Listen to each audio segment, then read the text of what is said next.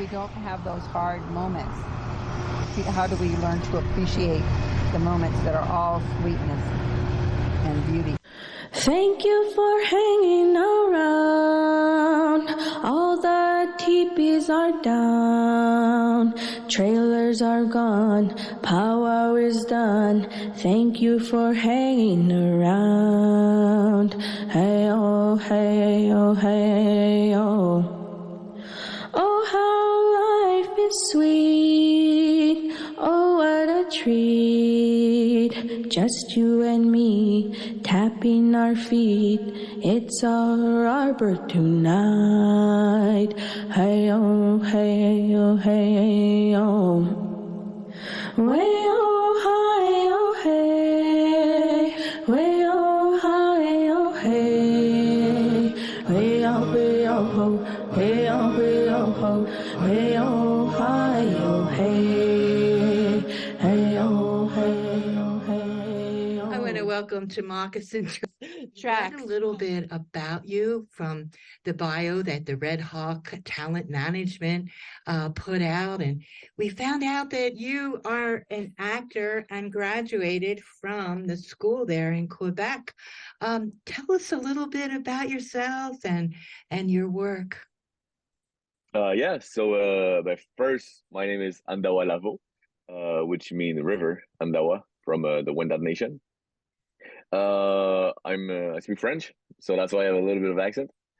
But so I started acting like not a mistake, but that wasn't my main goal. At first, I just wanted to be. I didn't know really what I wanted to do. Right, I was working at the museum as a guide, and someone approached me to work on Bark Skin, which is a show that was for National Geographic about the Wendat. And I was doing extras there. And I tried, and I ended up doing like 15, 16 days as an extra. And I just loved it. So I decided to do a class of acting, and kind of changed my life. And now I met an actress here in Quebec, Debbie Lynch White. And since then, she helped me so much to grow. And now this is what I do. And I also sing a little bit because of my parents. They all singers. All my families are singers. So I kind of had to join that too. Could you share with our listeners today a little bit about, you say that your family is a family of singers, but can you remember or recall like your first memories of maybe some of those traditional songs that came to you and what that was like learning, the traditional songs, the old way? Yeah, well, my grandma, she used to sing. She has a CD with her sister, and they sing traditional Wendat song.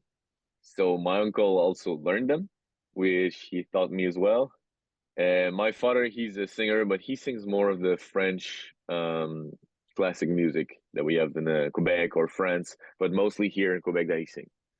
And I always been like around music and stuff like that, so kind of had to do it.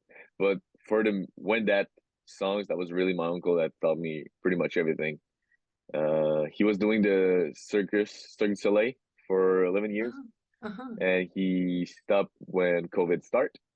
And at that point, he started to really teach me everything. But really, the first time he taught me to sing, I was like 2 years old, and in the woods. He was showing me all the plants and singing at the same time, all that stuff. So yeah. Oh, that's very young. So you learned your language of the Wendat Nation as you were learning the music? Not the language, more the culture, because the language is like kind of lost. We're trying to have it back, but it's it's hard. Yeah. But we have like since 2000, early 2000, we have like classes that you can have at the elementary school, or maybe it's further than it, maybe 2010s. But now, since a couple of years, we have classes that anyone in the nation can take for learning Wendat. But when I was young, it was very more of the culture and the spiritual aspect of the Wendat nation instead of the language. Yeah. So you learned songs that would have been shared at social gatherings or at ceremonies like that? All of them, Yeah. Oh, wow. So do you still participate in that today? I do mostly at the powwow. Hmm. Every powwow I go there to sing, not only for a competition, just because I love that, Hmm. and I do a little bit of contract there and here for the community, and yeah, I love that. Just love singing, so Yeah, yeah. yeah, We did I really like share it. a photograph of you more in your regalia, and I was wondering if you could talk about that a little bit because Yeah, it seems to me sometimes when folks are wearing their regalia, it you become a different personality. Do you find that? I mean, do you switch up from, being who you are today, and and then when you have your regalia on, it's like a certain way of being or walking, singing. yeah. I just feel more. It's like when you wear a student tie or where you wear something like that. It's just you feel more classy. I don't know. Because Yeah. and I feel more close to my family as well because that regalia was made from combination of my grandma and my great aunt. And my grandma, she made the hat, chief hat, Oh, and some of the part of the costume. And my great aunt, she made the pants, the boots, oh. the all the beads, all the moose hair, everything. She made everything that's very hard. And my grandma made the hat and the shirt as well. Yeah, yeah. So does it make you feel like you're part of this ancestry, this long line of tradition? Yeah, of course. Yeah, yeah, that's Very beautiful. much. Make us feel closer to our root. Yeah, yeah. That's a beautiful thing. And I love that you share it socially, powwows and other events. You said you worked at the museum. Was this your first opportunity of really sharing the culture with, the public in general? Yes, it was.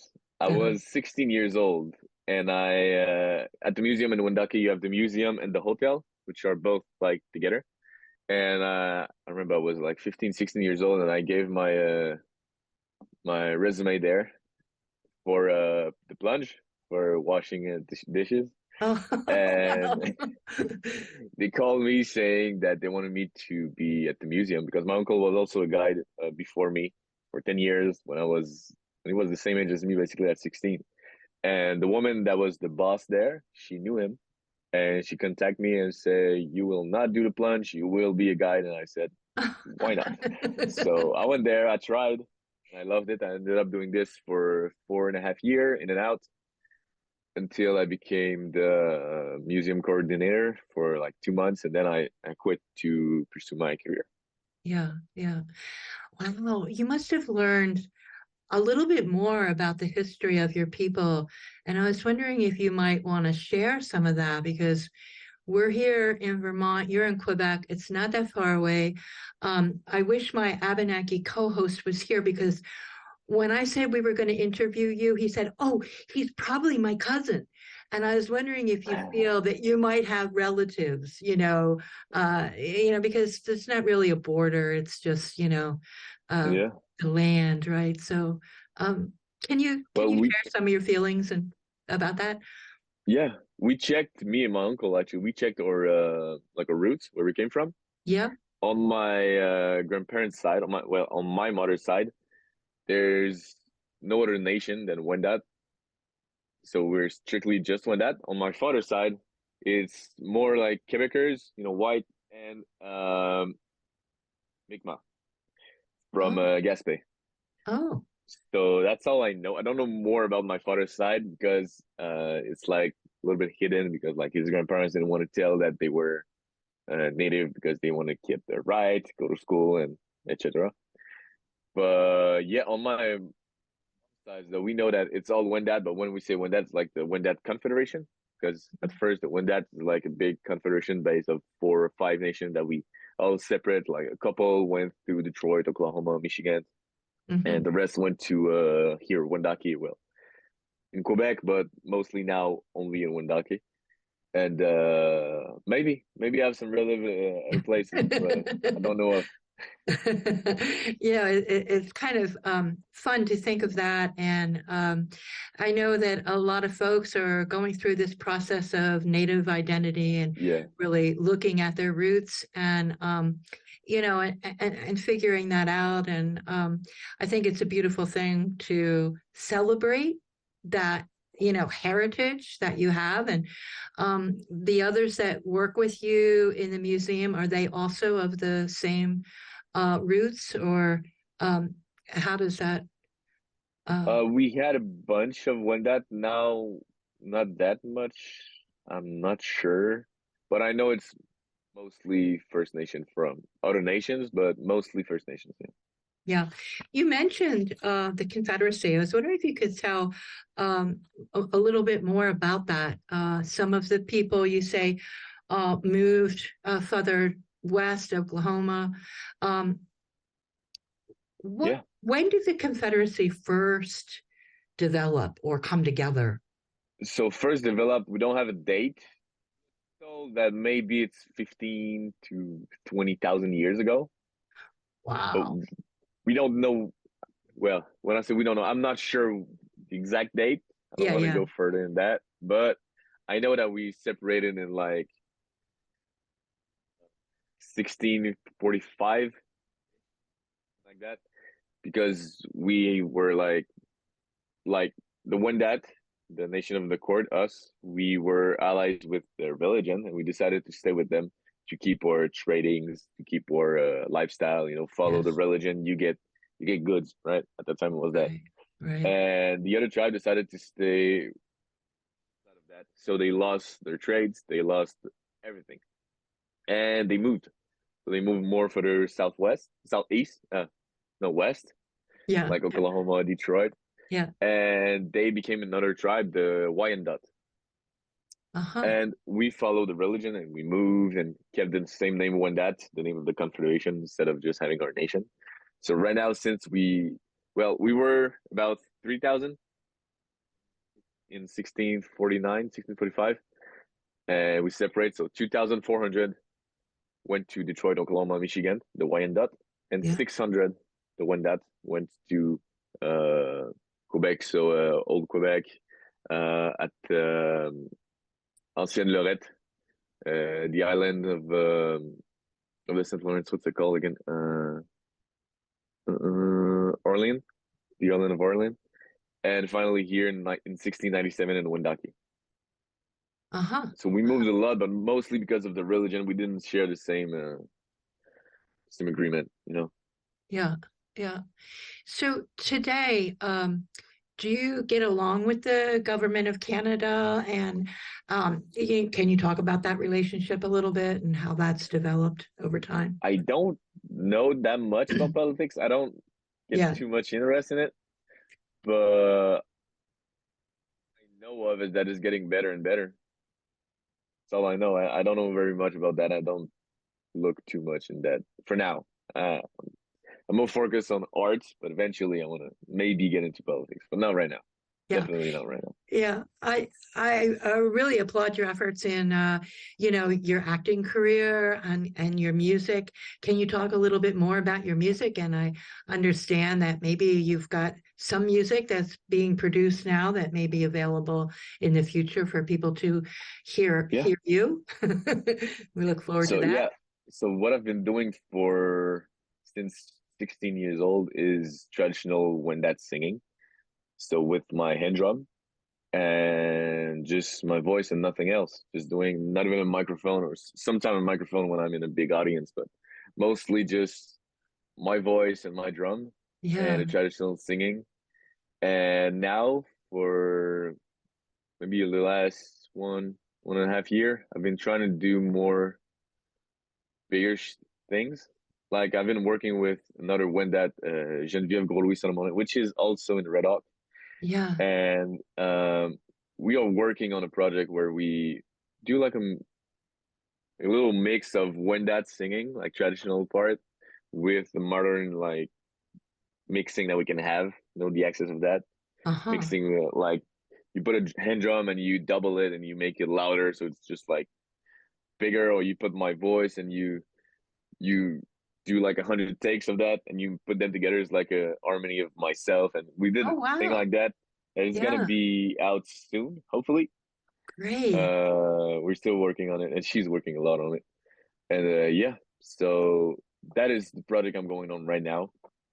And we also have a show that I'm gonna be part of that it's not been announced yet and announced at the same time.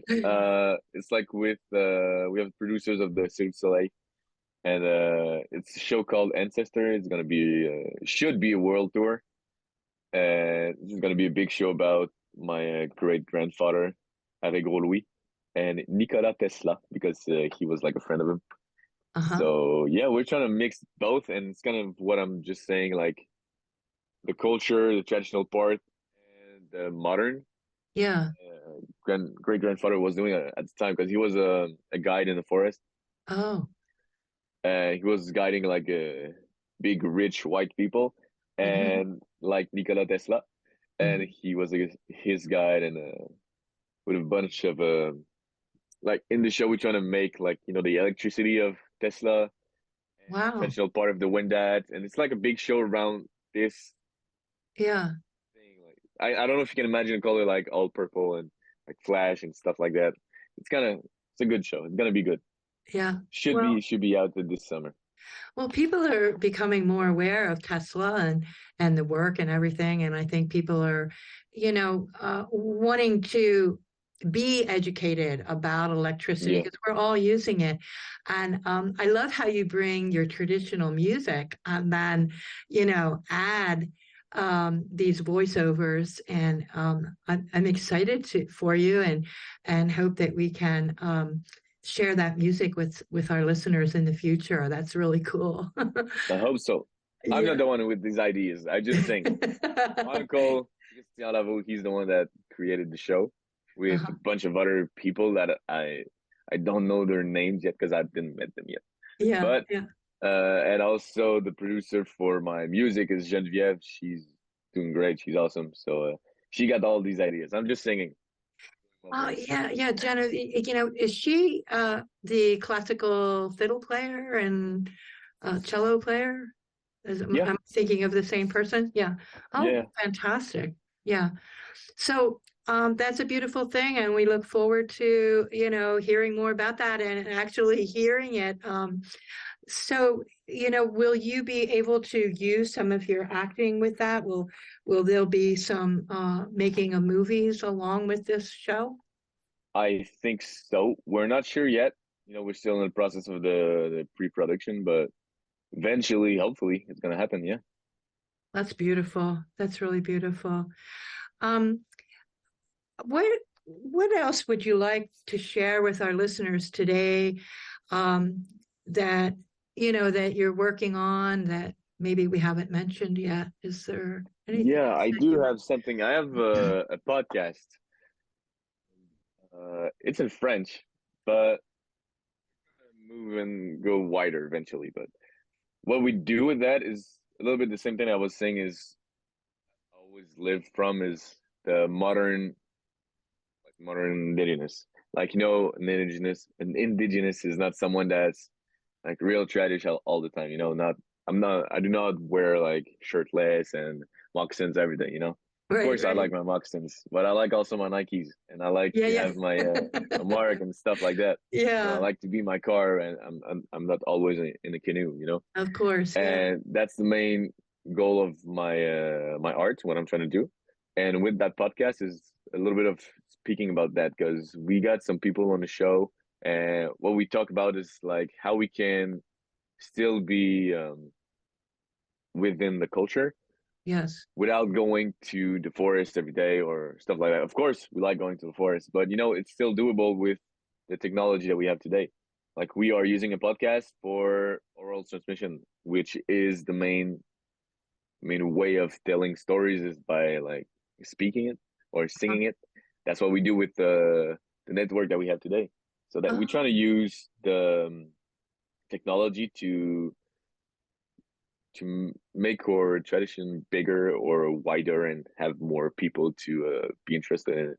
Because Yeah, right yeah. now, like since 5, 10 years ago, everyone is interested in the First Nation more than it was before, I think, and it's a good year, not a good year, good time for us to be alive. And yeah, that's what we're trying to Yeah, do. We're trying to make more, yeah. just be What? more there. Yeah, use that technology in a good way, which is excellent. That's really exciting. Can you, would you have time to share a story or a song for the people today? I don't know if you are prepared for that or. A song. I don't have a song because I don't have my drum and mic, and I don't know. Does it sound good on your way? I can show you just a little bit what it sounds. Wendat Sure, song, sure. but like it's no words. It's like the whole song is one meaning, basically.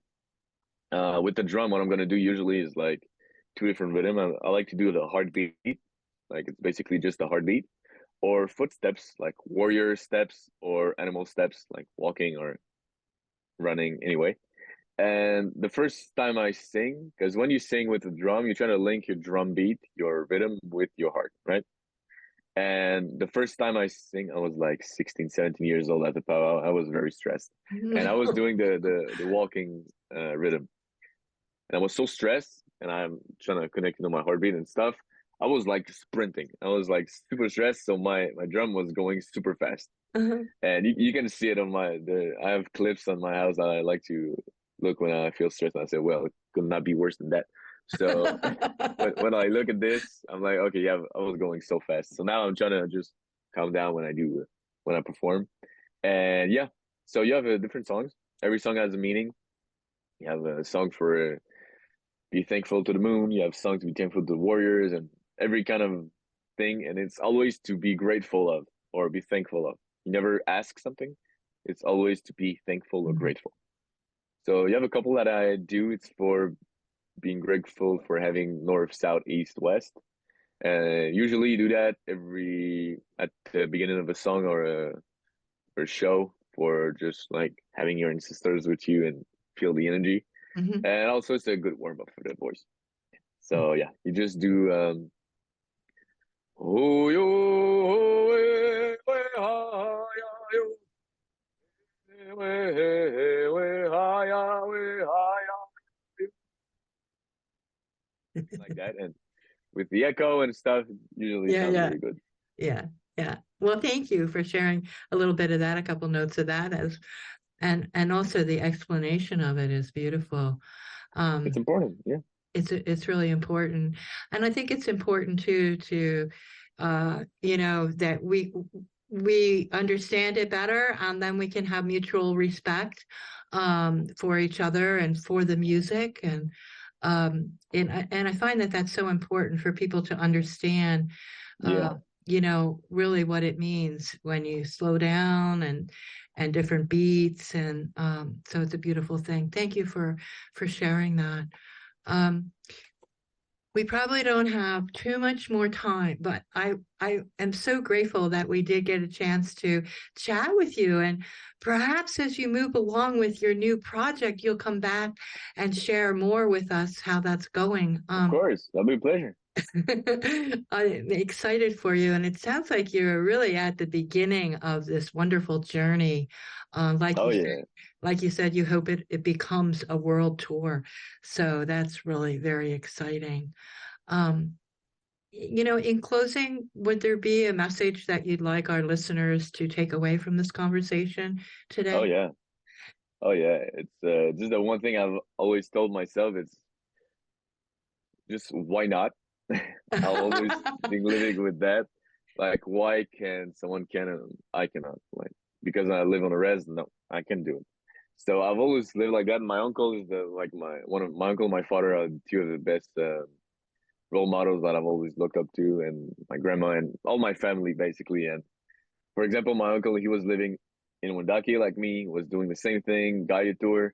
One day he met Robert Lepage, which was the guy that put the show Totem from the Cirque du Soleil, and he scout him and he bring him in, and then he made the tour for 11 years. So it's always doable. You never know what's gonna happen. Uh, Like 2 years ago, I didn't know I was gonna be an actor full time, and now I do that, and it's just awesome. I'm still at the beginning. I'm not rich, rich, rich. Not the goal. The goal is to just love what you do, and I love what I do, and Oh, I mean, it comes with it.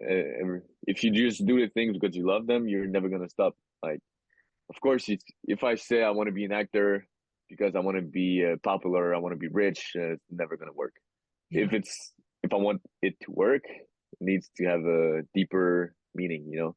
yeah. Why I want to become an actor, because I just love doing that, and I want to share my culture. I want to make my family proud. I want to me be proud of myself, especially, and yeah, Oh, it's beautiful. doable. It's doable. Yeah, it's all possible. Yeah, I often say, the potential is there, and we just have to keep working on that potential. yeah, Um, we all can. yeah, and you kind of answered the question already, but I often asked the guest, what makes you happy, what keeps you, going, and like you said, you really love what you're working on, and could you add on to that? Is there anything else Yeah, that makes my you family. happy? Yeah, Uh, my family. Yeah, I'm a yeah. big family guy, and my family is everything. And if it wasn't for the support of my father and my mom, my grandparents, my girlfriend, everybody, that wouldn't have that would not have been possible, because it's when you do acting or art in general for a living, Yeah. when you start, you're very poor, right? Hmm. So it's not easy for everybody because you're just like always stressed out. And sometimes you just go away with money that you don't even have. So like Hmm. I need to travel with the money I don't have. So now you ask, hey, can you help me? Just promise this one is a good gig. It can give me a lot of money, and I'll rent. It's hard for the people around you when you're an artist, more than it's hard for you, I think. Hmm. And my uncle was always told me that never forget the people that are behind you, like your girlfriend, your family, because like it says, like as an artist, you receive a lot of compliment, like, oh, that was good, you're good, I love what you're doing, got interviews, you got stuff like that. But your family behind doesn't get all that. They only get the what you share with them. So if you share the stress with them and you share the annoying part, it's never gonna be fun for them. You better just, like, I don't know how to explain, just don't forget them and make Hmm. sure they still Hmm. get the compliments. Oh, I don't know if it beautiful. makes sense, but Yeah, yeah. I love that you acknowledge that you're a family person, because that really is a core value for Indigenous people, I think, everywhere. yeah, It's family and community, and the relationship also that you said you have with nature, and that you don't have to be there all the time, but you acknowledge that, and that's so important. yeah, it really is. Thank you. It's just been an honor to meet you and to talk to you, and look forward to following your success as you Thank tour you so much. and Thank you so produce much for having me. music. Yeah, yeah. So you be well, and I'm sure we'll have you back again on our radio show here. Of course. Thank you. Okay, adios. Bye. Bye now.